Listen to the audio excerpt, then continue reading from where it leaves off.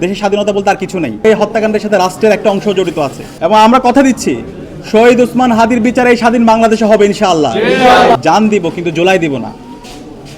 জুলাইয়ের শহীদদের যে প্রত্যাশা, জুলাইয়ের যে মূল আকাঙ্ক্ষা, একটি বৈষম্যহীন ইনসাফভিত্তিক বাংলাদেশ বিনির্মাণ করা, সেই বাংলাদেশ বিনির্মাণ করার জন্য শহীদ ওসমান হাদি গত 16 মাস জুড়ে বাংলাদেশের মানুষের অব্যক্ত যে কথাগুলো আছে সেই কথাগুলো বলেছেন। তার প্রত্যেকটা বক্তৃতায় আপনি দেখবেন তিনি বলেছেন ইনসাফ কায়েম করতে হবে, কোনো ধরনের জুলুম করা যাবে না, আপনার যদি শত্রু হয় শত্রুর প্রতি ইনসাফ করতে হবে। এবং তার সকল বক্তৃতায় তিনি সবসময় সাংস্কৃতিক আগ্রাসনের বিরুদ্ধে কথা বলেছেন, কালচারাল ফেসিবাদের বিরুদ্ধে তিনি কথা বলেছেন, তিনি ভারতীয় আধিপত্যবাদের বিরুদ্ধে কথা বলেছেন, আগ্রাসনের বিরুদ্ধে কথা বলেছেন। এবং গত 16 বছর জুড়ে বাংলাদেশে যে সকল প্রতিষ্ঠানগুলোকে ভেঙে চুরমার করে দেওয়া হয়েছে, রাষ্ট্র যে একটা কার্যকর অবস্থায় নেই, সেই ব্যর্থ রাষ্ট্রের কথাগুলো তিনি বলেছেন। শহীদ ওসমান হাদিকে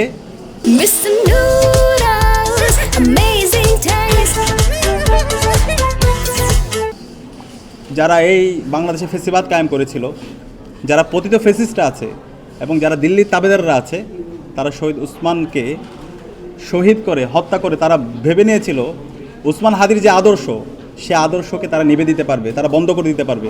কিন্তু আজকে ওসমান হাদির জানাজা এবং ওসমান হাদির শাহাদত পরবর্তী আজকে আমরা সারা বাংলাদেশে 56,000 বর্গমাইল জুড়ে দেখতে পেয়েছি শহীদ ওসমান হাদির যে আদর্শ সেটি ছড়িয়ে পড়েছে।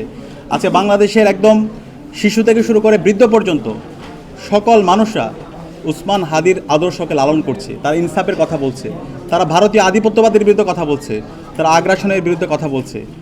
শহীদ ওসমান হাদির শাহাদাত আজকে প্রায় 8 দিন হতে চললো এবং শহীদ ওসমান হাদি গুলিবিদ্ধ হওয়ার আজকে প্রায় 16 দিন হতে চললো।